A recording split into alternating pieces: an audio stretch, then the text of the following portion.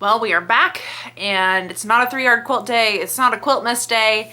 It's just kind of a fun project day. So this project came forth because last year I got married, we know that, and I made a quilt for my sister-in-law. I used my Sew a Jelly Roll Day quilt, and that was planned for her. And then for Quiltmas last year, I made my mother-in-law a quilt for her birthday. And my husband technically got our wedding quilt with the Unity quilt I made for himself. I mean, it's shared. Maybe eventually he'll get one for himself, but that leaves my father-in-law, whose birthday is this month in August. And so he's the last one that needs a quilt. And so much like my husband, he is a golfer. And so I had been playing with some ideas and looking at different fabric, and we didn't have any fabric at work at that point that was golf themed. And so I went online and was looking at some different bundle options, and I found this bundle. This is a fat eighths bundle. And because it's a fat eighths bundle and a lot of patterns are written for fat quarters, I bought 2 of them because I wanted the fabric. Did not have a plan yet. I just knew this is what I was looking for. And so after I figured that out, I then had to do some investigating, and I happened upon a pattern that is going to be the perfect one. And so let me show you what it looks like. The help of this pattern conveniently came because it is shown in golf fabric. This is the print split summer, and this is shown, the collection is chip shot that it's shown in. The collection I have is golf days. This one was from QT Fabric. I think mine was Riley Blake. I'm not sure, I'll have to look at my salvages, but I am going to utilize those fat eighths into these here. So this is written for 6 fat quarters, but my bundle has 15, I think, 15 fat eighths in it, and there are 16 here. So that's perfect because I may duplicate 1. I may kick out some argyle. I'll show you. I've got a whole vision that is gonna come together once I start ironing and cutting, but let me show you my fabric pull so you can see what we're gonna do. So again, here's my pattern. So I've got the focal prints there, and then I've got this black and these little golf balls, and then this red that goes around, and then this border. So I did not choose a border print because I don't have time for that. No, I don't know. I'm not big on fussy cut borders, kind of like that, where the print's like going around. I like print in my border, but I don't want to have to fussy cut borders. I don't know. I just don't want to right now. So, but I do have a good print for it. So let me show you my bundle deconstructed. Since I bought 2 of them, I already went ahead and took one apart. So I'll show you that, and I'll show you all my other fabrics, and then we'll get cutting and get to work. So first off, here's the prints from the bundle. So lots of good little golf prints. I don't remember which Etsy shop I bought this from, but I will be sure to link them in the description for sure. So we've got this nice silhouettes. There's lots of tossed prints in here, which after doing so many 3-yard quilts with directional fabrics, I am very pro tossed prints. So these are the argyles that I may bump out. I don't think they're as exciting in those little windows because there's not much to them. But so we've got some like tone on tone, little golf kind of guys, some golf gear. They're kind of all in these like greens and browns and grays, and some navy blue in there, which I really like. So very much more on the masculine side, which if you've been watching my 3-yard quilts and a lot of things that I've been making right now, I'm a little wild and bright these days, and kind of fun like that, like my blue fingernails. And so there's our focal fabrics. And then for the borders, I went ahead and I found a golf ball print, not the same collection, and I found some good options for the borders as well. So let me show you that. So I've got these golf balls. This I had to order online from an Etsy shop as well. As you can tell, I love shopping on Etsy for fabric. I feel like you still get to support small businesses, and you're not going for like big box stores and that kind of thing. So you still find some good stuff and a lot of variety of stuff. So I'm pretty sure this is also the same print that I used as the lining for my husband's Christmas stocking before he was even a fiance. So we know that this will go to good use in my life. And then we've got, this is gonna be for my borders. So it's still golf themed, but not having little dudes all like lined up in there and afraid that they're gonna be like wonky if I don't cut straight. So I got a good amount of that. I think it needed 1.5 yards, so I got 2 yards because I have some other ideas for some fun Christmas presents coming up as well. And then instead of the black, I went with a brown because these fabrics, there's really no black in them. So they're kind of more on the brownish grayish side. So I thought that would be good. And this is also going to end up my binding, which I think that'll be fun. Kind of tie that all together. And then my last one, this is what's going to be in place of the plaid, where it's like the box that goes around the focal print. So this is what that's going to be, where it gives enough of a texture. It's kind of that rusty color. So I'm very excited to see this all come together. And I mean, worst case scenario, if my husband gets jealous of his dad's quilt, I have a whole nother bundle that I could make him something out of. So I'm gonna go get these ironed out, and then we're gonna check our pattern and get some cutting done. So let's get to it.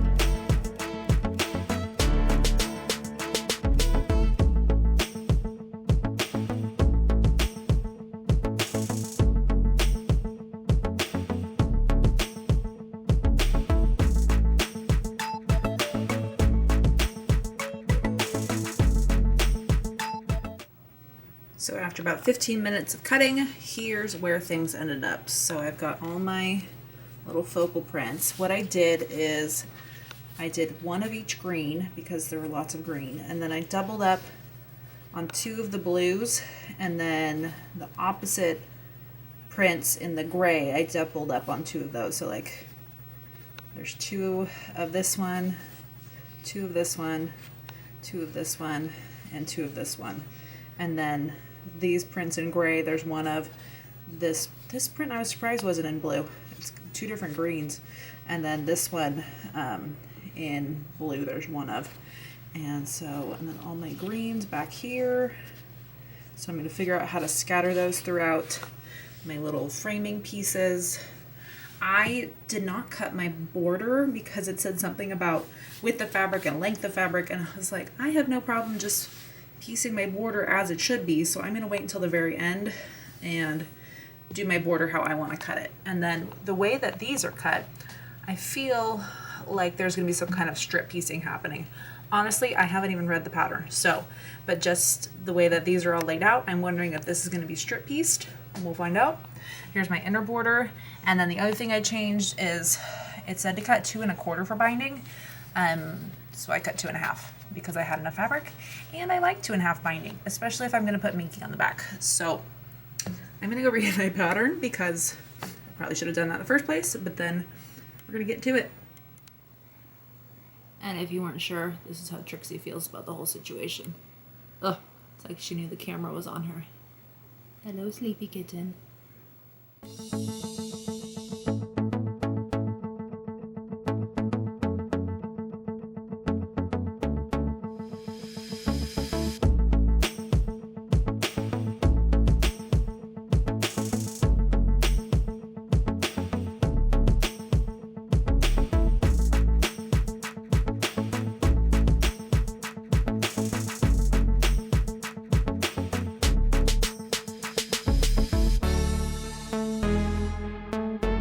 So I was totally on the nose with that being strip pieced. So I've got all those all laid out or cut out.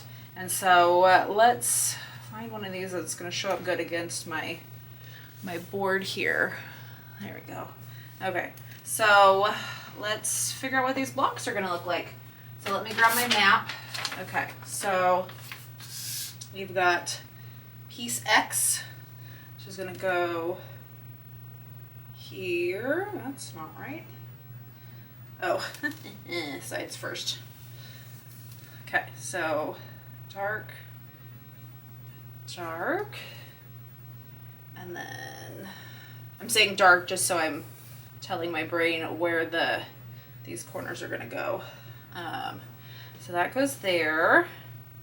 So there's the inside, and then I've got to get my little red pieces, and then I've got this side, I think, and this side, whichever one of these is the shorter of the two sets. Ooh, it's stretching me. I think it's that one. Yeah. Yes. Because it doesn't look like it's going to be square, but I guess in the end these are going to be squares. So I just demolished that pile. Okay, so there's that. And try and keep those separate. Let me get my bigger strips. And then because it's kind of giving it this, like, these are just cutting through. Oh, don't do this wrong. This goes here. Sides first. And, oh, got that wrong. And top. And then bottom. Okay, so that's what these blocks are gonna look like. Let me pull you off the tripod and I'll kind of show you a little closer. Okay, so here's that block, and so it just starts in the center, goes to the sides, the top, the sides, the top, the sides, and the top. And that's what I'm gonna have to do 16 times, so I'm gonna get to work.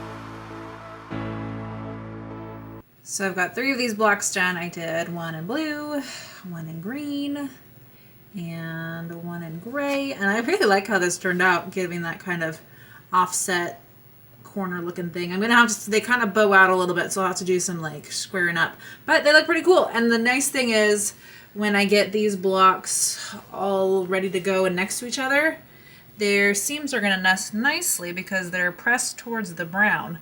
So these are just gonna lock in there nice and tight, and it's gonna be good to go. So I'm gonna go finish the blocks, and the next time you'll see me, we'll be at the design wall.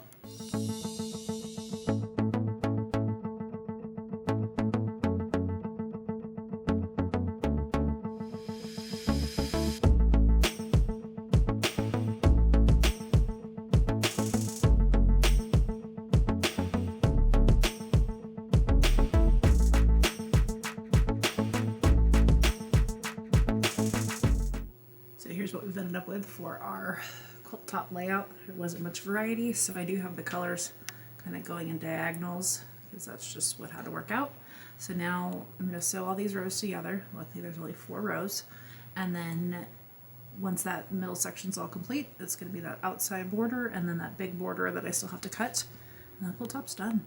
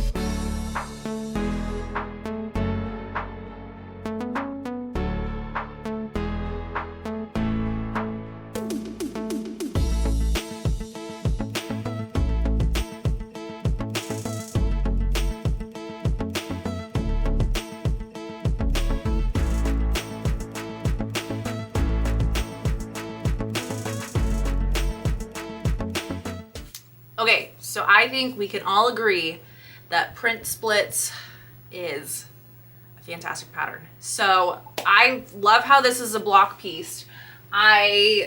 Just like I thought, it was strip piece, so I totally called that. But I like how, because these are very like all over prints, it kind of gives that cutout look where it could have been just like this being a piece and you just chop it in there and kind of take it to a new level. And then from far away, you kind of get that illusion of them being blocks kind of interlacing. And the way that you press them helps them all lay nicely together, which is always fun. So I think there's so many options for this, like to even expand it bigger. I know, like, you finish the quilt, yeah, you'd be excited, but there's so many more options. I've done a good handful of patterns multiple times in multiple ways, and so this would be one of those that I would absolutely keep on the back burner as a charity quilt idea, or just like a stash buster or anything like that. And so because these are such a good size, like if you've got a big print, you could totally fussy cut it in there, and like a Tula Pink, that would be cool in there, or some Disney prints, or I was even thinking like Star Wars or superhero. Like this could be totally scrappy if you've got some weird sized chunks that are more rectangle versus being like a piece that you could throw into like a layer cake and do a twister quilt out of. I think that would be so fun. And just with the little framing, you could keep these all the same. Like I would probably keep my, where the golf balls and the brown are, like I would keep that consistent, but like you could switch this up and do like every other one, like red, blue, or do a rainbow, or do whatever matches the block. Like there's so many different options that I think it's so fun and so great. So this is absolutely gonna go into my do it again pattern collection idea if I ever need like a quick project. It was just the only thing that took the long time was doing the top, the sides, the top, the sides, the top, the sides. But that can be expected, but it was well worth it. And so as far as the borders go, I did cut them the width that it told me, but I skipped out on the cut it the width, cut it the length. And so I think if I had a directional print, that would have made a difference, but this was a very tossed print, and so I cut it like it was tossed print. So I didn't worry about directional, and it worked just fine. And I have lots of that fabric left over now. So there are gonna be other golf coordinated things that either go with this quilt for my father-in-law or go with something else for my husband for Christmas, because he's a golfer as well. So now I just have to figure out how I'm going to quilt it. I may call in some reinforcements, and I may allow him some creative insight to this quilt and see what my husband might think as far as quilting. But in the meantime, I'm going to give you a closer look at the quilt top so you can enjoy that. And then we'll be back real soon to quilt it and bind it and finish it all up.